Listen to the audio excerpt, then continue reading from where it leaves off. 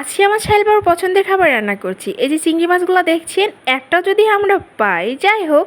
আসসালামু আলাইকুম, সবাই কেমন আছেন? যে যেখান থেকে আমার ভিডিওটা দেখছেন, কাছে দূরে সবাইকে অসংখ্য ধন্যবাদ।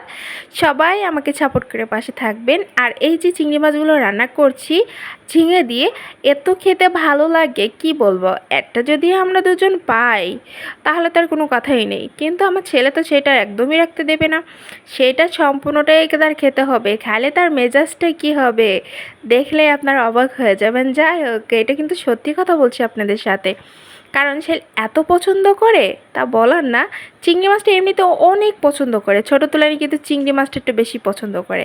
অনেক বাচ্চারা কিন্তু চিংড়ি মাছ খেতেই চায় না, কিন্তু সাহিল কিন্তু এত পছন্দ করে তা বলার না, খুব পছন্দ করে। তো যাই হোক, আজকে প্রচুর খুশি হয়েছে। মাংস রান্নালে যতটা খুশি হয় না, চিংড়ি মাছ পেয়ে ততটা খুশি হয়েছে। আর এই যে তার পাশে ভেন্ডিটা উঠিয়ে দেব। কথা বলতে বলতে তো অনেক কথাই বলে ফেলেলাম। যাই হোক, এখানে কিন্তু আমি ভালো করে চিংড়ি মাছটা দিয়ে কষিয়ে নিয়েছি, এখন ঝিঙাটা দিয়ে দেব। আমার কাছে চিংড়ি দিয়ে আর ঝিঙা দিয়ে খেতে কিন্তু অনেক ভালো লাগে। কে কীভাবে খান তা আমি জানি না, বেশ পছন্দ করি। ভেন্ডি ভাজা যদি এভাবে করা হয় খেতে কিন্তু অনেক ভালো লাগে। ভেন্ডিটা একটু মোটা মোটা করে কেটে তেলে পড়ে দিয়ে ভাজলে কী যে ভালো লাগে, সেটা আপনাদের সাথে শেয়ার করব। আর এই ফাঁকে কিন্তু আমি তরকারিটা একটু কষিয়ে নিয়েছি, কষিয়ে নিয়ে তারপর ভেন্ডিটা রান্না করব। এখানে কিন্তু আমি একটু সরিষা বাটা দিয়েছিলাম, জিরাও দিয়েছিলাম।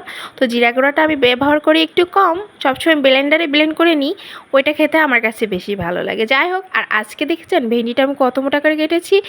এইগুলো খেতে আমার কাছে বেশি পছন্দ হয়। সাহেলের বাবাও এত মোটা করে কাটতে বলে, আর একটু কাঁচা কাঁচা থাকলে খেতে যে কী মজা লাগে কি বলবো আপনাদের কাছে। যাই হোক, দুপুরের রান্নাটা তাড়াতাড়ি করতে হয়, কারণ সাহেলের বাবা দুপুরের দিকে চলে আসে খেতে, সেজন্য আমার অনেক তাড়াহুড়ো লেগে যায়। আবার এদিকে পেজ নিয়ে কাজ করতে হয়, ভিডিও এডিটিং করতে হয়। আর কি বলবো, পেজটা খুলে মনে করেন যে ব্যস্ততাই কাটে না। তো যাই হোক, অনেক কথা বলে ফেলেছি, কথার মাঝে ভুল ত্রুটি হয়ে থাকলে সবাই ক্ষমা সুন্দর দৃষ্টিতে দেখবেন। আর এই যে এভাবে কিন্তু আমার ভেন্ডি ভাজিটাও প্রায় হয়ে গেছে, আর এখানে কিন্তু আমার কষানোটা প্রায় হয়ে গেছে। জানি যে এই পানিটা কিন্তু শুকাবে না, সেজন্য আমি পানিটা দিয়ে দিলাম, একদম ঝোলের পানিটা। আর খুব বেশিক্ষণ আমি যে জাল করব না, বেশ খানিক একটু ঝোল ঝোল রাখবো। এই ঝোলটা খেতে কিন্তু অনেক ভালো লাগে। আর আপনারা জানেন সবসময় আমি কিন্তু একটু কাঁচামরিচ খেতে বেশি পছন্দ করি, কাঁচামরিচের তরকারি।